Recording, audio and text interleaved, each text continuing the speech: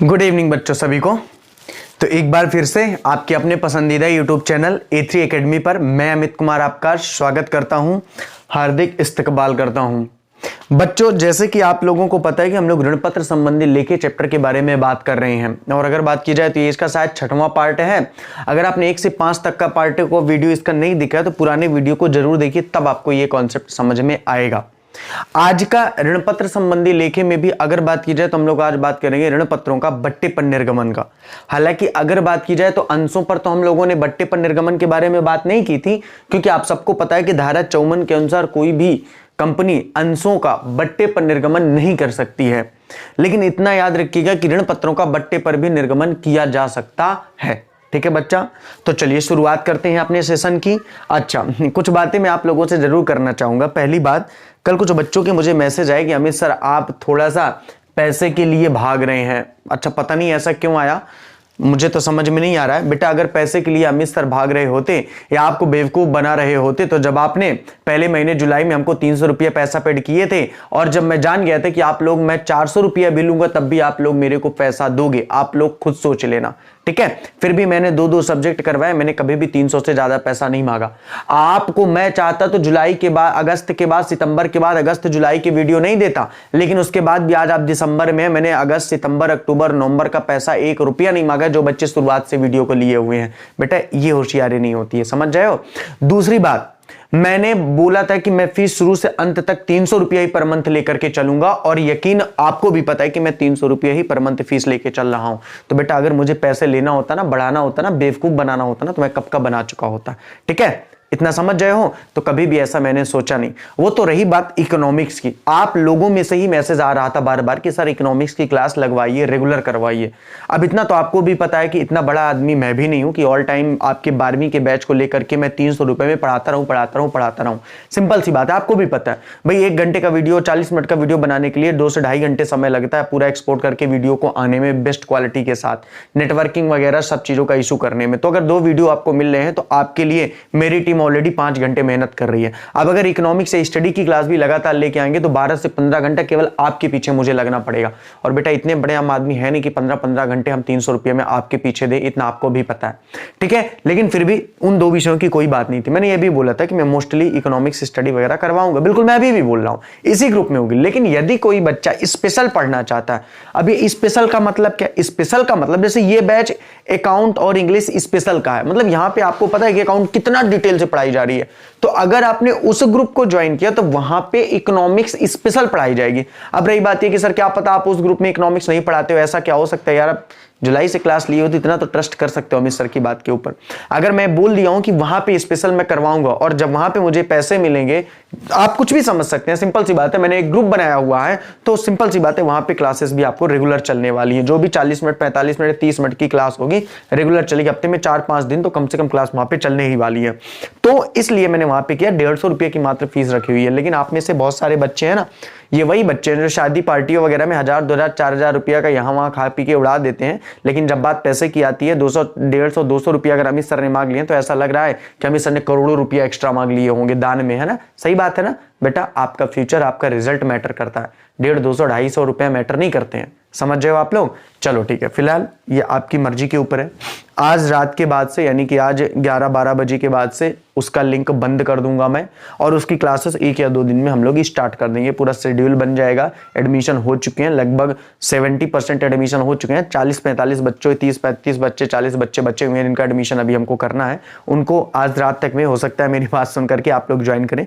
मैं बिल्कुल चाहूंगा कि जो बच्चे पढ़ने वाले हैं, जो होशियार हैं, वो जरूर ज्वाइन करें। पैसे की कोई प्रॉब्लम नहीं। अगर आपके पास 150 नहीं हो पाते तो आप मुझे बताइएगा, आपके बिहाफ में मैं कसम से कर दूंगा, कोई दिक्कत नहीं। आप पढ़ने के लिए इंटरेस्टेड हो कि नहीं, ये सबसे बड़ी मैटर करता है। ठीक है, तो उसकी कोई इशू वाली बात नहीं, जरूर उसको ज्वाइन करिए, क्योंकि वहां पे 100 बच्चे ही हम रख सकते हैं। एक्चुअली 100 ही क्यों, 100 से ज्यादा क्यों नहीं? क्योंकि प्रॉब्लम ये है कि हमारे पास जो यूट्यूब के द्वारा मेमोरी दी जाती है वो भर चुकी है, और यदि हम नया बैच चलाते तो वहां पे 100 से ज्यादा के लोगों को वो दिखाई नहीं देगा। तो मैं 100 से ज्यादा बच्चों का कैसे एडमिशन ले सकता हूं?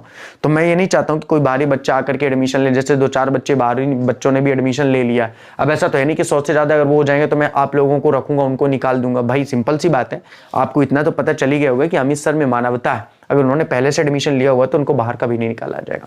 तो इस बिहाफ में था, आप ज्वाइन करना चाहते हैं तो करिए, नहीं करना चाहते तो मत करिए। अच्छा, कुछ बच्चे बोल रहे हैं कि सर ये बैच क्या होगा? अरे नालायक, नहीं तो ये बैच तो चलेगा, यहाँ अकाउंट इंग्लिश तो कंपलसरी चल रही है, आगे चल के अध्ययन भी इस बैच में चलेगी। वो केवल इकोनॉमिक्स का स्पेशल बैच है। तो सिंपल सी बात है, अगर आपका रिजल्ट डाउन होता है तो इकोनॉमिक्स में डाउन होता है। तो मैं पूरी कोशिश करूंगा, कोशिश नहीं, मुझे गारंटी है कि 100 में से 99 नंबर का आपसे इकोनॉमिक्स बनेगी, इसकी गारंटी मैं ले रहा हूं। अगर स्पेशल बैच में आपने ज्वाइन किया तो यहाँ पे भी मैं पढ़ाऊंगा, थोड़ा सा ऊपर से चलेगा, वहां डिटेल से चलेगा, क्योंकि पार्टिकुलर एक ही सब्जेक्ट उस बैच में पढ़ाना है। तो आपकी मर्जी, आप ले सकते हो, नहीं भी ले सकते हो, वो आप जानो, ठीक है। अच्छा, अब अगर बात की जाए तो आज हम लोगों को बात करना है ऋण पत्रों का बट्टे पर निर्गमन। ध्यान से समझना बच्चा, ठीक है, ध्यान से समझना। और जो ये बच्चे ऐसे मैसेज करते हैं कि अमित सर थोड़ा सा लालची है, फ्रॉड है, ये वो, तो प्लीज़ ऐसा कमेंट मत करें, ठीक है। मैं आप जैसे लोगों को बहुत अच्छे तरीके से जानता हूं, मुझे मत बताएं कि मेरा काम क्या है, ठीक है। जितना ईमानदारी से अमित सर मेहनत करके पढ़ा रहे हैं, उनकी टीम पढ़ा रही है ना, उतना ईमानदारी से आप जहां 1000 रुपया महीने का दे रहे होंगे ना, वो नहीं पढ़वा रहे होंगे। मुझसे मत बुलवाइए, हकीकत क्या है, ठीक है। तो प्लीज़ थोड़ा सा इतना तो सीरियस हो जाइए। अभी तक लॉकडाउन था तो आपके किसी भी टीचर ने आपसे संपर्क करके नहीं बोला होगा कि बेटा पढ़ रहे हो कि नहीं पढ़ रहे हो, ठीक है। अब जब पता चला कि ट्यूशन की बारी है तो फोन या जो भी जैसा उसके बारे में ना ही बुलवाओ तो ज्यादा बेटर है। कृपया यहाँ पे ध्यान दो।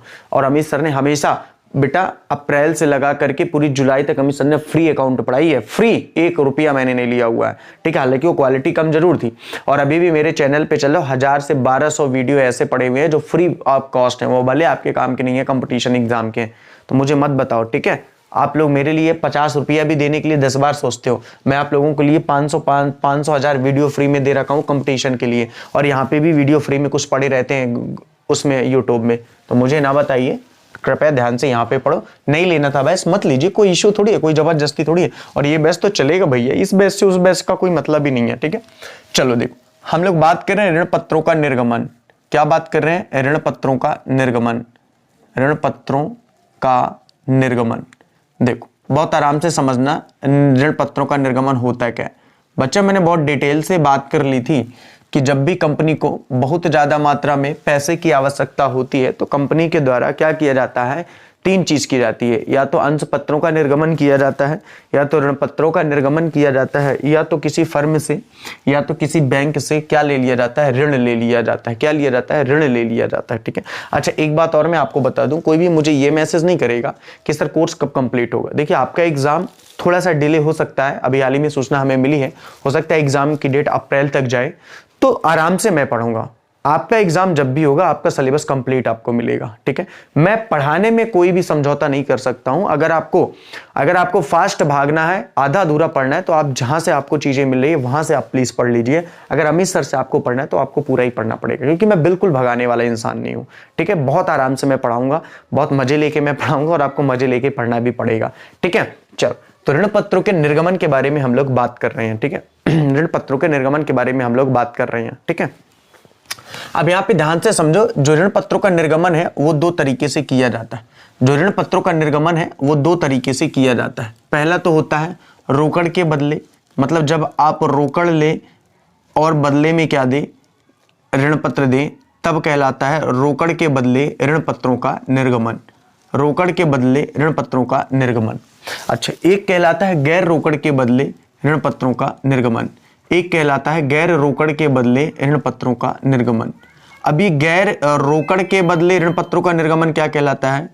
अभी गैर रोकड़ के बदले ऋण पत्रों का निर्गमन क्या कहलाता है? जैसे कि आपको मैंने बताया था कि कोई अगर संपत्ति ले ली और उसके बदले में क्या दे दिया, ऋण पत्र दे दिया। जैसे कि सिंपल सी बात है, कोई व्यवसाय खरीद लिया, उसके बदले में क्या दे दिया, ऋण पत्र दे दिया। तो बच्चा ये कहलाता था संपत्ति के बदले, और ये कहलाता था व्यवसाय के बदले क्या करता था, ऋण पत्रों का निर्गमन किया जाता था। और यहाँ पे जब ऋण पत्रों का निर्गमन किया जाता था तो ऋण पत्रधारी से केवल और केवल क्या प्राप्त किया जाता था, रुपया प्राप्त किया जाता था, यानी कि पैसा, धन प्राप्त किया जाता था। कोई संपत्ति या व्यवसाय प्राप्त नहीं किया जा सकता था। बच्चा रोकड़ के बदले जब अंशों का निर्गमन किया जाता है, ऋण पत्रों का जब निर्गमन किया जाता है तो ये 3 प्रकार से किया जाता है। हालांकि यहाँ पे भी 3 प्रकार से किया जाता है। पहला होता है सम मूल्य पर। पहला क्या होता है? सम मूल्य पर। अच्छा एक चीज और याद रखना, सम मूल्य का मतलब अंकित मूल्य भी होता है। सम मूल्य का मतलब अंकित मूल्य भी होता है। अंकित मूल्य को इंग्लिश में मार्क प्राइस बोलते हैं। क्या बोलते हैं? मार्क प्राइस, अंकित मूल्य। एक होता है प्रीमियम पर, एक होता है प्रीमियम पर ऋण पत्रों का निर्गमन, और एक होता है बट्टे पर ऋण पत्रों का निर्गमन। एक होता है बट्टे पर ऋण पत्रों का निर्गमन। बच्चा हम लोगों ने कह सकता हूं कि अंकित मूल्य से अधिक पर है तो प्रीमियम पर है, और अंकित मूल्य से कम पर है तो बट्टे पर ऋण पत्रों का क्या कहलाता है? निर्गमन कहलाता है। क्या कहलाता है? निर्गमन कहलाता है। बहुत आराम से पढ़िए। देखिए एक बार मैं आपसे बता दे रहा हूं, आप इन वीडियो को देखने के बाद दुनिया के किसी भी टीचर कहीं से कुछ भी पढ़ के आ जाओ, अगर इससे ज्यादा आपको कॉन्सेप्ट मिला तो यकीन मानो मैं अपना चैनल बंद करके घर जा करके और गंगा में स्नान कराऊंगा। गारंटी के साथ बोल रहा हूं। इतना डिटेल से अगर आपको कहीं से कुछ भी मिले, और लग कितना रहा? महीने का 300 रुपया। शुक्र मनाओ, उसके बाद भी आपको जुलाई अगस्त से लेकर के पूरी रिवीजन क्लास पड़ी हुई है। अब आप बताओ भला, अगर आपने संडे को, अगर आपने मंडे को क्लास नहीं गए, अगर आप ट्यूसडे को क्लास नहीं गए, अगर आप वेडनेसडे को क्लास नहीं गए, तो आपके पर्सनल के लिए कोई भी टीचर आपका रिवीजन नहीं करेगा। लेकिन अगर आपने यहाँ पे कल आज क्लास नहीं ली तो कल क्लास लोगे तो कल वाले आज वाला भी वीडियो आपको पढ़ा मिलेगा। आप अगस्त से लेकर के अगर आपको रिवीजन करना है तो आप वीडियो चला करके पूरा रिवीजन कर सकते हो। बस वीडियो शेयर मत करना, वरना लास्ट तक आपको अभी आपको डिस्प्यूट कर दिया जाएगा, अभी आपको डिलीट कर दिया जाएगा और आपकी पढ़ाई यहीं पे समाप्त हो जाएगी। ठीक है, तो वो होशियारी मत करना, इतना ध्यान रखना प्लीज, क्योंकि जिस दिन पकड़ पे आ गए तो कहानी वहीं पे समाप्त हो जानी है। कोई वीडियो नहीं चलेगा, कितना भी डाउनलोड कर लो, यहां से ब्लॉक कर दिया जाएगा तो यूट्यूब का डाउनलोड वीडियो भी ब्लॉक हो जाएगा। इतना याद रखना बेटा। ठीक है, तो प्लीज ऐसा हिमाकत मत करना, अच्छी मेहनत करो। जब तुम्हारा रिजल्ट अच्छा आ जाएगा तो वीडियो शेयर करते रहना, कोई दिक्कत नहीं है, क्योंकि ब्लॉक भी हो जाएगा तो समस्या नहीं है। ठीक है, तो इस बात को ध्यान से दो। पैसा मैटर नहीं करता, 300 200 250 300 400 450 रुपये कोई मैटर नहीं करता। आपके लिए आपका फ्यूचर इंपॉर्टेंट है, लेकिन मेरे लिए पैसा इंपॉर्टेंट है, ये बात सही है। लेकिन उसके साथ साथ सबसे इंपॉर्टेंट है मेरा काम, और मैं अपना काम बड़ा ईमानदारी के साथ करूंगा। मैं अपना काम पूरी ईमानदारी के साथ करूंगा, मेरे काम में कोई भी लापरवाही नहीं होगी, इस बात की मैं गारंटी आपको पहले से दे रहा हूं। तो देखो, रोकड़ के बदले यानी सममूल्य पर किया जा सकता है, प्रीमियम पर किया जा सकता है, बट्टे पर निर्गमित किया जा सकता है। अब ये सममूल्य पर क्या होता है? मान लो 100 रुपया वाला अगर क्या है ऋण पत्र है, कितने रुपया वाला ऋण पत्र है? अगर मान लो 100 रुपया वाला ऋण पत्र है, सपोज दैट अगर 100 रुपया वाला ऋण पत्र 100 ही रुपये में इशू किया गया तो ऋण पत्रों का सममूल्य पर निर्गमन कहलाता है। अगर 100 रुपया वाला ऋण पत्र 110 रुपये में इशू किया गया तो मैं कह सकता हूं कि प्रीमियम की राशि कितनी रही होगी? बोले प्रीमियम की राशि 10 रुपया रही होगी, तो ये कहलाता है प्रीमियम पर ऋण पत्रों का निर्गमन। बट्टे पर ऋण पत्रों का निर्गमन क्या कहलाता है? बोले बट्टे पर कहलाता है अगर 90 रुपया में निर्गमित किया गया है ऋण पत्रों का तो 10 रुपया यहाँ पे क्या कहलाएगा? डिस्काउंट कहलाएगा। 10 रुपया यहाँ पे क्या कहलाएगा? डिस्काउंट कहलाएगा। 10 रुपये यहाँ पे क्या कहलाएगा? डिस्काउंट कहलाएगा। ठीक है, अच्छा, ये क्लास पब्लिक की जा रही है सभी बच्चों के लिए, तो अगर आप चाहें तो इस क्लास को आप शेयर कर सकते हैं। ठीक है, इस क्लास को आप शेयर कर सकते हैं। 1-1.5 महीने के बाद ऐसा हो रहा है कि कोई क्लास पब्लिक की जा रही है। ठीक है भाई, बच्चे जानेंगे तब तो उनको पता चलेगा। बहुत सारे बच्चों की नीड है, जो नए बच्चे देख रहे हैं, मैं उनसे फिर से बता दे रहा हूं कि हमारे यहाँ ऑनलाइन बैच चलता है जिसमें 300 रुपया पर मंथ फीस ली जाती है। नीचे दिए नंबरों पर आप कॉल कर सकते हैं, मैसेज कर सकते हैं। आपको पूरे शुरुआत से 1 से लेकर 2 3 4 5 6 सारे वीडियो आपको मिलेंगे, सारे चैप्टर के आपको वीडियो मिलेंगे। ये हम लोग ऋण पत्रों वाला चैप्टर पढ़ा है, इसका भी ये 5वां वीडियो है। यूट्यूब में जो वीडियो मिलते हैं 1 2 4 10 वीडियो हर चैप्टर के डाले रहते हैं। रेगुलर वीडियो अगर आपको चाहिए क्रम से तो आप हमारे ऑनलाइन बैच को ज्वाइन कर सकते हैं।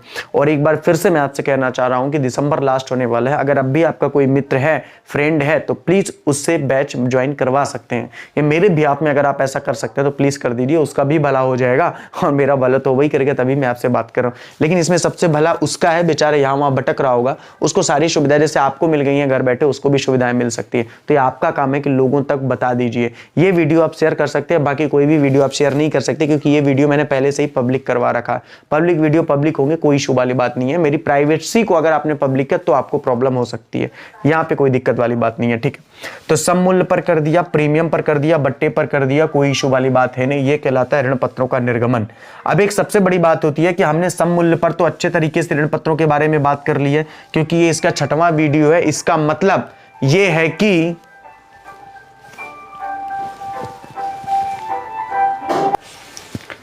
इसका मतलब यह है कि आपने ऋण पत्रों को सममूल्य पर भी निर्गमित कर सकते हो, प्रीमियम पर भी निर्गमित कर सकते हो और बट्टे पर भी निर्गमित किया जा सकता है। तो ऋण पत्रों को तीनों तरीके से निर्गमित किया जा सकता है। अंकित मूल्य का मतलब होता है कि जितने के ऋण पत्र थे उतने पे ही इशू करना, मतलब वो अंकित मूल्य। तो मैं कह सकता हूं कि यदि अंकित मूल्य से ज्यादा के रुपए में इशू किए जा रहे हैं तो प्रीमियम पर निर्गमन है, और यदि अंकित मूल्य से कम मूल्य पर निर्गमित किए जा रहे हैं तो वो बट्टे पर ऋण पत्रों का निर्गमन कहलाता है। अंशों का निर्गमन बट्टे पर नहीं किया जा सकता है, धारा 54 के अनुसार हम लोगों ने बात कर ली है, लेकिन ऋण पत्रों का निर्गमन बट्टे पर भी किया जा सकता है। तो आज का हमारा मेन जो पॉइंट था वो पॉइंट था ऋण पत्रों का बट्टे पर निर्गमन। तो ये सारी पंचायत किस लिए हो रही थी? बट्टे पर निर्गमन के लिए हो रही थी। आइए तो हम लोग बात करते हैं ऋण पत्रों का निर्गमन किस पर? बोले बट्टे पर। सबसे बड़ी बात क्या होती है कि ऋण पत्रों के बट्टे के निर्गमन से आप क्या समझते हैं? डायरेक्ट थ्योरी भी क्वेश्चन में आप पूछी जा सकती है आपसे। तो आइए डिटेल से बात करते हैं, यहां से कैसे ऑब्जेक्टिव बनते हैं, उन सारी चीजों के बारे में भी हम लोग विस्तार पूर्वक चर्चा करेंगे। ठीक है, तो ऋण पत्रों का बट्टे पर निर्गमन क्या होता है, इससे किस तरीके के सवाल आएंगे और किस तरीके का ऑब्जेक्टिव आएगा, क्योंकि ऑब्जेक्टिव भी यहां से इंपॉर्टेंट रखता है। बेटा परेशान मत हो, आपको पूरा सब कुछ बताऊंगा, कुछ भी नहीं छोड़ूंगा, यकीन मानो। इससे ज्यादा मैं बहुत सारे ऐसे बच्चे जो वीडियो को देखकर भी नहीं परचेज करते हैं, मैं समझ सकता हूं कि वो अपनी पढ़ाई के प्रति कितने सजग हैं। व्हाट्सएप के लिए, फेसबुक चलाने के लिए 250 से 300 400 रुपया का पैक डलवा सकते हैं, लेकिन एक महीने का 300 रुपया लगता है, पूरे वीडियो मिलते हैं, उसके लिए उनके पास पैसे की प्रॉब्लम आ जाती है ना। प्रॉब्लम है पैसे की, कोई बात नहीं है, ये उनकी खुद की स्वेच्छा है, ये वो जाने, हमें पढ़ना है अच्छे से, हमें कोई दिक्कत वाली बात नहीं है। ठीक है, चलो तो ऋण पत्रों का निर्गमन की हम लोग बात कर रहे हैं। हमने आपको क्या बताया कि अब हम लोग ऋण पत्रों का निर्गमन किस पर पढ़ेंगे? बोले बट्टे पर। किस पर करेंगे? बट्टे पर पढ़ेंगे। तो आइए थ्योरी के बारे में जान लेते हैं, ऋण पत्रों के बट्टे के निर्गमन से आप क्या समझते हैं। तो देखो, जब कंपनी के द्वारा ऋण पत्रों का निर्गमन किया जाता है, यदि उसका अंकित मूल्य से कम मूल्य पर, मैं कह सकता हूं कि जब किन्हीं ऋण पत्रों को अंकित मूल्य से कम मूल्य पर निर्गमित किया जाता है, जब किन्हीं ऋण पत्रों को अंकित मूल्य से कम मूल्य पर निर्गमित किया जाता है, कम मूल्य पर, अंकित मूल्य से कम मूल्य पर निर्गमित किया जाता है, तो वो क्या कहलाता है? ऋण पत्रों का बट्टे पर निर्गमन। वो क्या, अंकित मूल्य से कम मूल्य पर निर्गमित किया जाता है, तो वो कहलाता है ऋण पत्रों का बट्टे पर निर्गमन। वो कहलाता है ऋण पत्रों का बट्टे पर निर्गमन। तो जब किसी कंपनी के द्वारा ऋण पत्रों का निर्गमन किया जाता है, तो यदि उसके अंकित मूल्य से कम मूल्य पर निर्गमन किया जाता है, तो ये कहलाता है ऋण पत्रों का बट्टे पर निर्गमन। अब एक सबसे बड़ा प्रश्न ये आता है कि आखिरकार ये बट्टा होता क्या है? तो बच्चा ये याद रखना, ये जो बट्टा होता है, ये एक प्रकार का पूंजीगत हानि होती है। ये बट्टा क्या होता है? बोले ये बट्टा एक प्रकार का पूंजीगत हानि होती है। आपसे क्वेश्चन कई बार पूछा जा चुका है कि बताइए कि discount issue of debenture, discount on issue of debenture, यानी कि जो बट्टा होता है ऋण पत्र का, वो क्या होता है? तो बच्चा याद रखना, जो बट्टा होता है वो क्या होता है? पूंजीगत हानि होती है। जबकि आप लोगों ने बहुत डिटेल से पढ़ रखा है कि जो प्रीमियम होता है, जबकि आपने बहुत डिटेल से पढ़ रखा है कि जो प्रीमियम होता है वो क्या होता है? जो प्रीमियम होता है वो एक पूंजीगत लाभ होता है। मैं यहाँ पे आपको इसलिए मैटर करवा रहा हूं ताकि आप दोनों में डिफरेंस समझ सको, ताकि आप इसके जब आप सवाल लगाओ तो आपको कंफ्यूजन पैदा ना हो। तो देखो, जो बट्टा होता है वो पूंजीगत हानि होती है।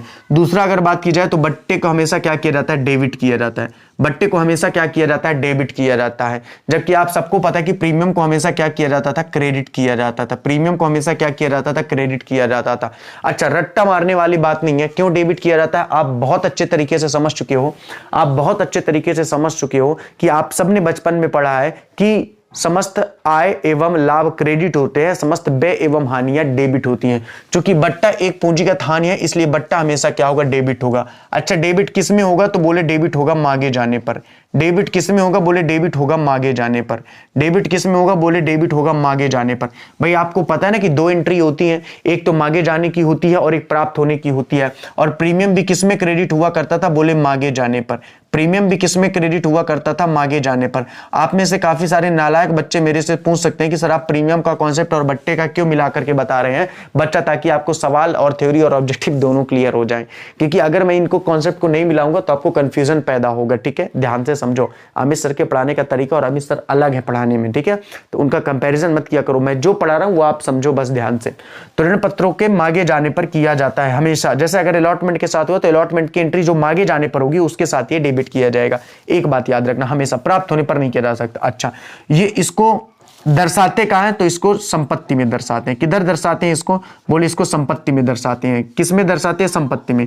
हमको पता है कि चिट्ठे में दो पक्ष होते हैं, एक तो होता है संपत्ति पक्ष और एक होता है दायित्व पक्ष। एक होता है संपत्ति पक्ष और एक होता है दायित्व पक्ष। तो इसको संपत्ति पक्ष में दर्शाते हैं। जबकि अगर बात की जाए प्रीमियम को, तो प्रीमियम को किस पक्ष में दर्शाते हैं? बोले दायित्व पक्ष में दर्शाते हैं। किस पक्ष में? दायित्व पक्ष में।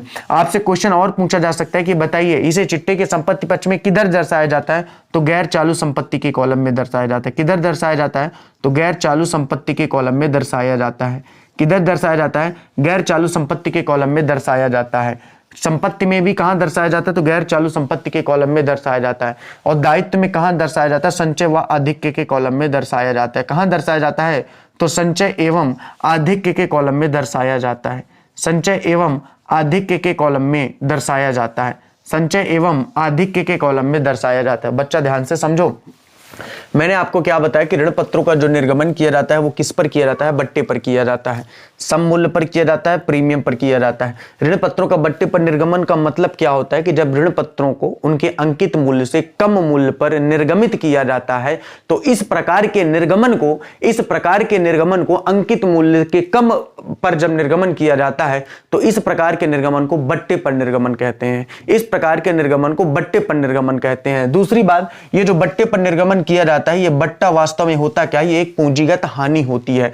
ये कंपनी की एक प्रकार से पूंजीगत हानि होती है। जबकि हमने पढ़ रखा है कि अगर ये पूंजीगत हानि है, अगर आपको पता है कि एक्सपेंसेस और लॉसेस हैं तो all expenses and losses are debit, तो तुक्का नहीं लगाना है, रट्टा नहीं मारना है कि डिस्काउंट हमेशा डेबिट होता है। डिस्काउंट हमेशा डेबिट ही होता है। क्यों होता है, क्योंकि ये हानि होती है। अगर ये डेबिट होगा तो कब होगा भाई, हर एक की दो एंट्री होती है, एक मांगे जाने की होती है, एक प्राप्त होने की। अगर इसके पहले की वीडियो आपने नहीं देखे तो थोड़ा सा कंफ्यूजन होगा, तो पुराने वीडियो जरूर देखिए, क्योंकि चूंकि पहली बार वीडियो प्राइवेट पब्लिक हो रहा है तो केवल आपको यूट्यूब में यही वीडियो मिलेगा। इसके पहले के पार्ट अगर आपको चाहिए तो आप नीचे हुए दिए गए नंबरों से कॉल करिए अमित सर के नंबर पे। अमित सर का नंबर आप सबको पता है 9098896120। अगर फोन बंद आ रहा है तो कोई दिक्कत वाली बात नहीं, अमित सर क्लास में होंगे तो आप व्हाट्सएप नंबर छोड़ दीजिए अगर आपको ज्वाइन होना होगा तो, ठीक है, कोई दिक्कत नहीं। अभी यहां पे समझो, तो पूंजीगत हानि है, डेबिट की जाती है, मांगे जाने पर किया जाता है। और एक बात, इसको दर्शाते क्या है, बोले संपत्ति शीर्षक में दर्शाते हैं। और संपत्ति शीर्षक में कहा, तो गैर चालू संपत्ति में।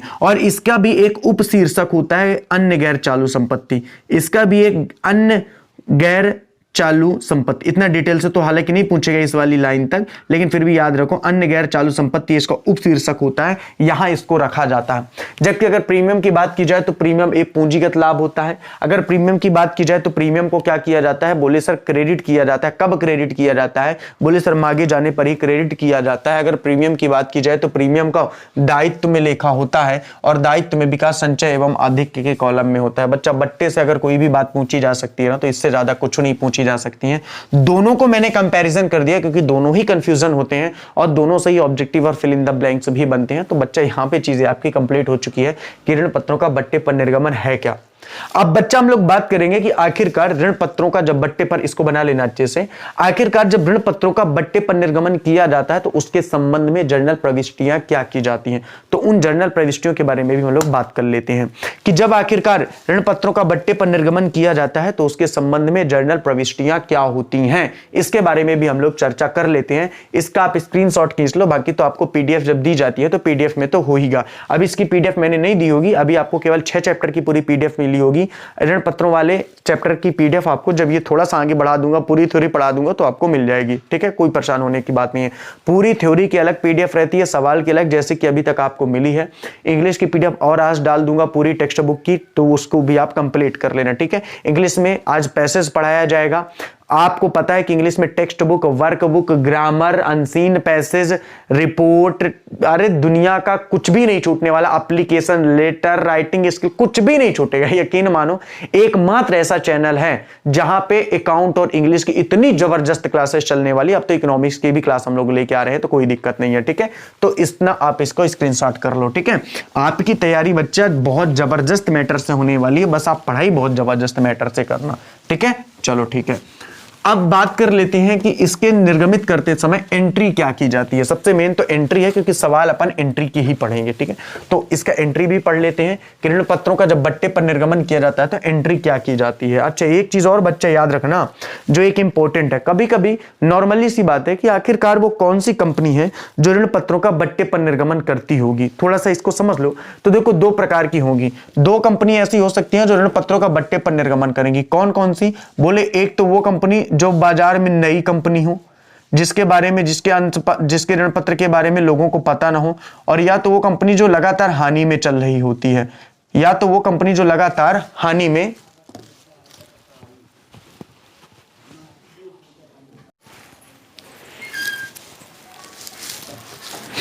हेलो वॉइस क्लियर है, चेक कर लिया है, ठीक है, स्क्रीन भी ठीक है, कोई दिक्कत नहीं है। मेरा कैप लाना वहां से, हाँ कैप्लानो, ओके, हाँ ठीक। हाँ सॉरी, वो थोड़ा सा कुछ सर्वर इशू हो गया था जिसके कारण से क्लास वहां पे रोक दी गई थी, ठीक है। सडनली आपको फर्क नहीं पड़ेगा क्योंकि वैसे ही कैमरा बंद कर दिया गया था, ठीक है। चल हम लोग कहां पे थे, इसके बारे में बात कर रहे थे। देखो हम लोग बात कर रहे थे ऋण पत्रों का निर्गमन के बारे में, हम लोगों ने बट्टे के बारे में बात की थी। मैं आपसे बता ये रहा था कि ऋण पत्रों का निर्गमन जब बट्टे पर किया जाता है तो आखिरकार वो कौन सी कंपनियां होती हैं जो ऋण पत्रिका बट्टे पर निर्गमन करती हैं। तो बच्चा याद रखना, या तो वो फर्म में जो नई कंपनियां आई हुई होती हैं वो बट्टे पर निर्गमित करती हैं, या तो वो कंपनियां होती हैं जो लगातार हानि से चल रही होती हैं। यही दो कंपनियां ऐसी हो सकती हैं जो अपने ऋण पत्रों का बट्टे पर निर्गमन करती है। अब आप मेरे से पूछोगे कैसे, भाई सिंपल सी बात है, अगर कोई अच्छी कंपनी है, अगर कोई लिमिटेड प्रकार की कंपनी है, अगर कोई बहुत ज्यादा मात्रा में उसकी उत्पादन हो रहा है और उसकी बिक्री भी हो रही है, तो उसके डिवेंचर और या उसके शेयर कभी भी बट्टे पर इश्यू हो ही नहीं सकते हैं।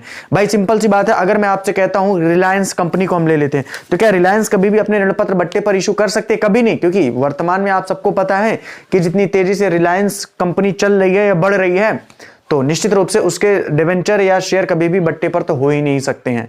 तो कहने का मतलब ये होता है कि जो नई कंपनी होती हैं अपना वर्चस्व बनाने के लिए भी ऋण पत्रों का बट्टे पर निर्गमन कर दिया करती हैं, क्योंकि लोगों को जानकारी कम रहती है।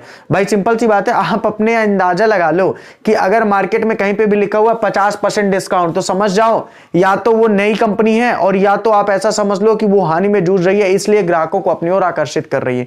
तो यही चीजें किसके साथ होती है, जब बट्टे पर ऋण पत्रों का निर्गमन किया जाता है तो कौन सी कंपनी करती है? प्राय जो नई कंपनी होती है या तो लगातार हानि में चल रही होती है, तो उसको लग रहा होता है कि किसी तरीके से कुछ तो पैसा आए, तो ऋण पत्रों का निर्गमन करती है, ठीक है।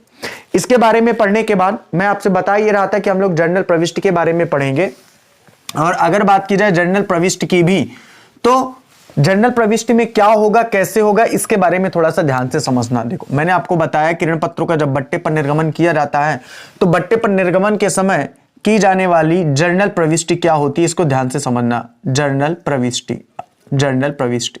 अच्छा एक चीज मैं आपको और बता दूं जो सबसे इंपॉर्टेंट है, अगर मान लीजिए बट्टे के बारे में कुछ भी नहीं कहा गया है, मान लीजिए शुरुआत में बट्टा दिया हुआ है, क्वेश्चन ने बोल दिया कि 100 रुपया वाला जो ऋण पत्र था वो 90 रुपया में इशू किया गया, इसका मतलब सिंपल सी बात थी कि 10 रुपया उसमें क्या था, बट्टा था। इसका मतलब सिंपल सा था कि उसमें 10 रुपया क्या था, बट्टा था। अब यदि उसमें 10 रुपया बट्टा था तो कायदे से क्वेश्चन में बोला होना चाहिए था कि यह बट्टा किस पर दिया जाएगा। लेकिन यदि मान लो एप्लीकेशन पर बट्टा नहीं दिया है, अलॉटमेंट पर भी नहीं दिया हुआ है, फर्स्ट कॉल पे भी नहीं दिया हुआ है, सेकंड कॉल पे भी नहीं दिया हुआ, फाइनल कॉल पे भी नहीं दिया हुआ है, तो आखिरकार बट्टा फिर देंगे किसमें? तो बच्चा ऐसी कंडीशन में याद रखना कि बट्टे के बारे में अगर कुछ भी नहीं कहा गया है और पता है कि बट्टा है, तो बट्टा हमेशा किस पर दिया जाएगा? तो बट्टा हमेशा आवंटन पर होगा। किस पर होगा? आवंटन पर होगा। अब देखो ना, एक बार क्वेश्चन एग्जाम में पूछ ही लिया गया।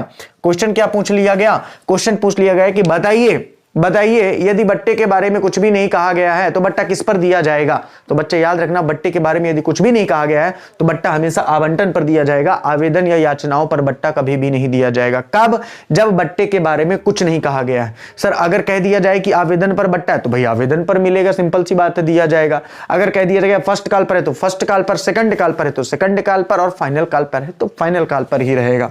लेकिन मेरे कहने का मतलब यह है कि यदि नहीं कहता है तो फिर क्या होगा? तो फिर हमेशा आवंटन पर ही बट्टे को देना होगा। बच्चा वैसे भी जब हम लोग क्वेश्चन को करेंगे तो आपको वो चीजें वैसे भी क्लियर हो जाने वाली हैं, वहां पे परेशान होने की बिल्कुल भी जरूरत है नहीं।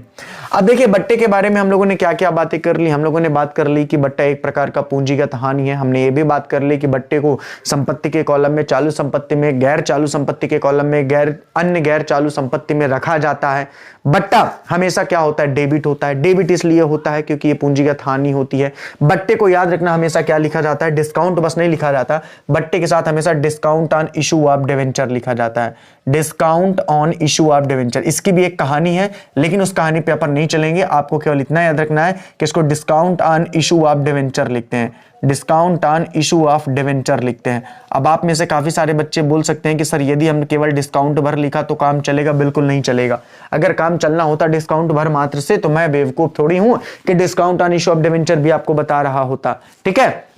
तो याद रखना कि बट्टा आवंटन पर होगा और discount on issue of debenture हमेशा लिखा जाएगा। Discount on issue of share तो हो ही नहीं सकता नालायक, क्योंकि शेयर के साथ तो कभी भी डिस्काउंट में इशू ही नहीं किया जा सकता, धारा 54 के अंतर्गत मैंने पहले ही आपको बता रखा है।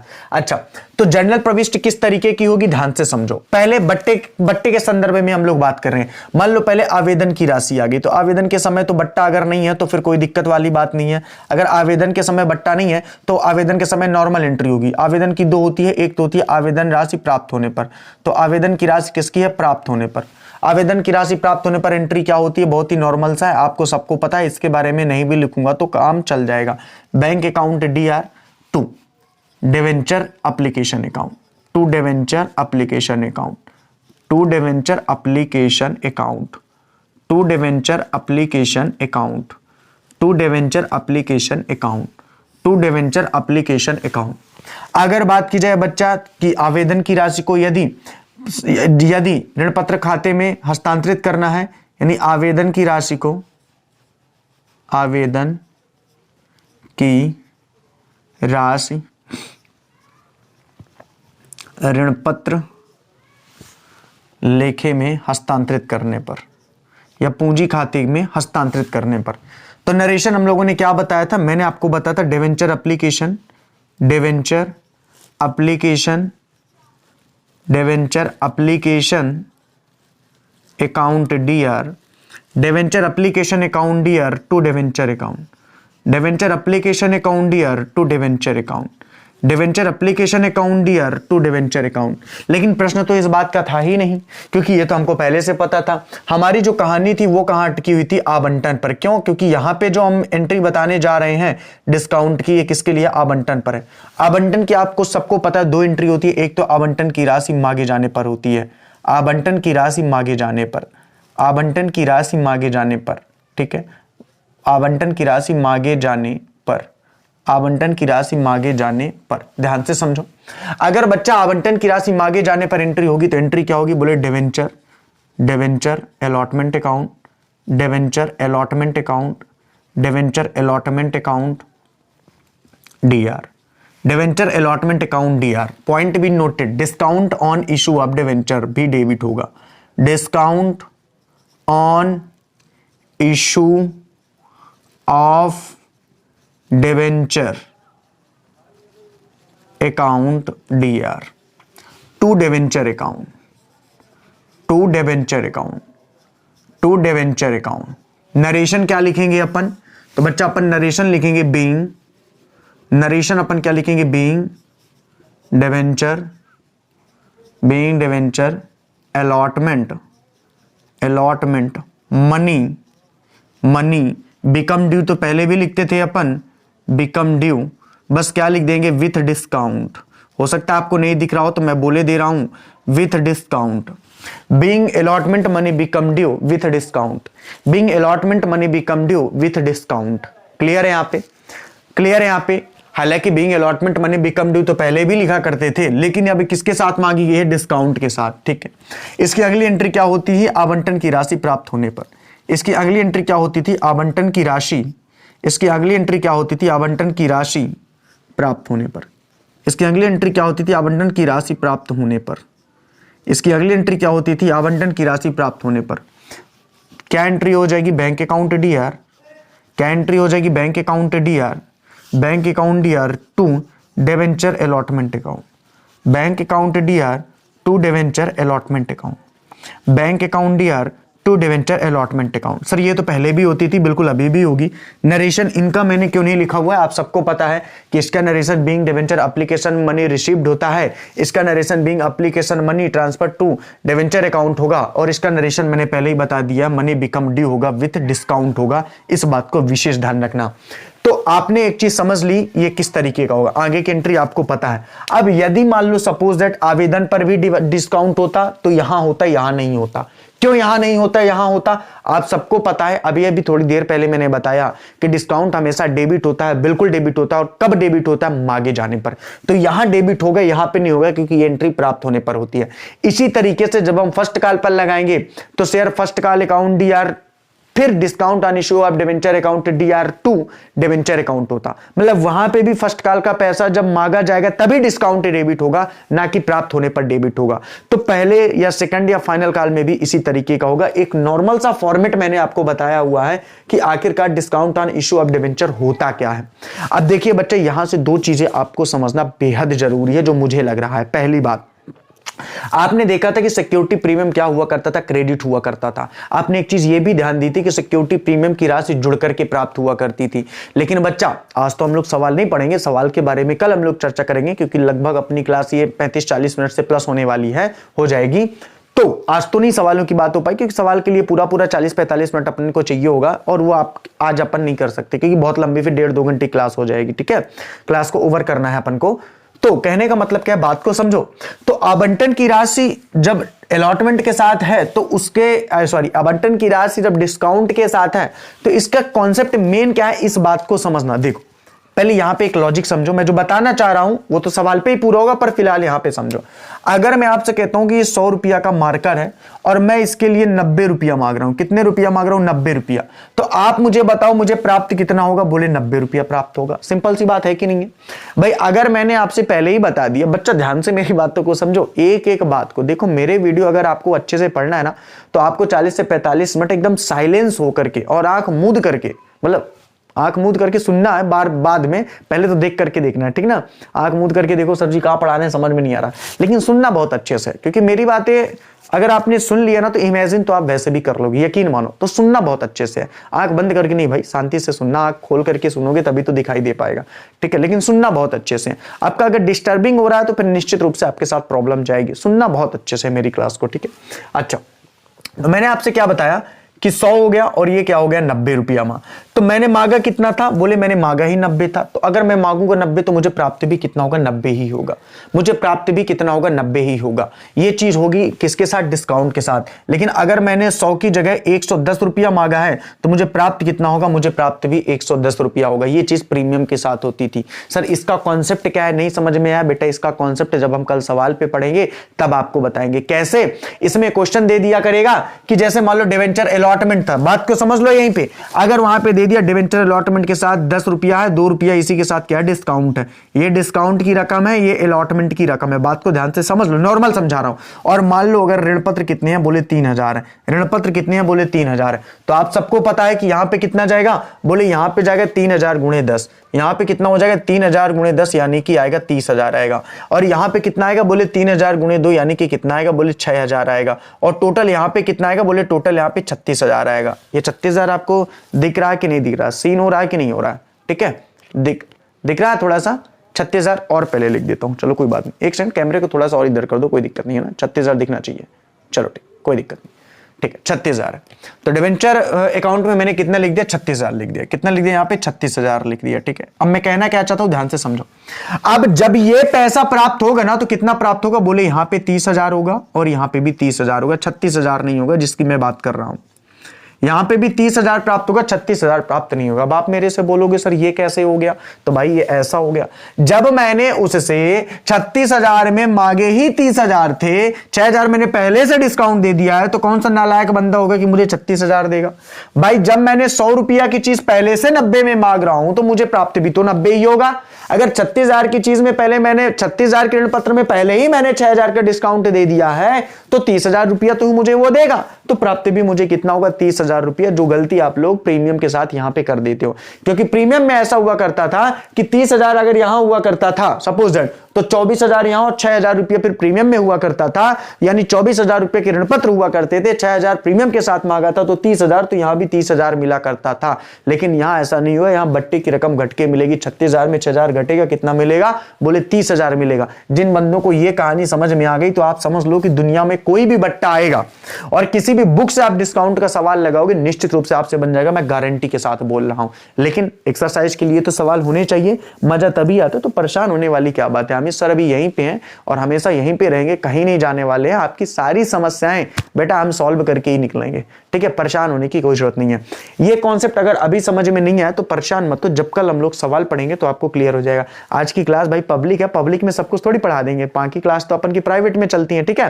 तो ये पब्लिक क्लास है, कुछ बच्चे बोल रहे थे कि सर पब्लिक क्लास आप क्यों कर देते हैं। बेटा पब्लिक क्लास इसलिए करना पड़ता है कि जो बच्चे जिनको नहीं जानकारी है, भाई किसी को जानकारी कैसे होगी कि हमारा बैच चलता है। आप लोगों को जानकारी कब हुई आप बताओ मेरे को। भाई तभी भी होगी ना जब मैंने कुछ वीडियो पब्लिक किए रहे होंगे। तो इसी तरीके से जिस बच्चे की नीड है, आवश्यकता है, उसके लिए 300, 150, 250 रुपया कोई मैटर नहीं करता है।